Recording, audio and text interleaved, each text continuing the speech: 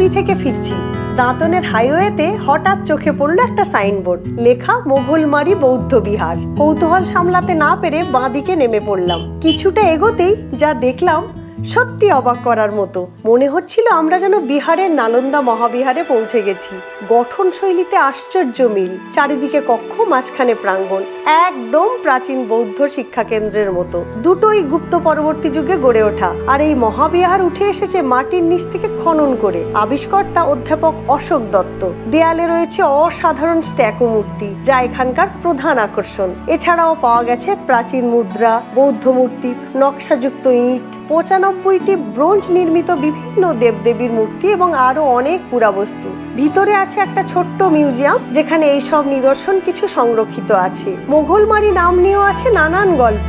কেউ বলেন মোঘল পাঠানদের তুমুল যুদ্ধে নাকি প্রচুর মোঘল সৈন্য মারা গিয়েছিল এই এলাকায়, তাই নাম মোঘলমারি। তবে নাম যাই হোক, এই জায়গার ঐতিহাসিক গুরুত্ব কিন্তু অপরিসীম। তাই তো দেশ বিদেশ থেকে অনেক মানুষ এখানে আসেন। তাই আপনাদেরকেও বলবো, ফেরার পথে মাত্র 1 ঘন্টা এই মহাবিহার ঘুরে দেখুন। কথা দিচ্ছি, বাড়ি ফেরার মন খারাপ বদলে যাবে এক অন্যরকম ভালো লাগায়।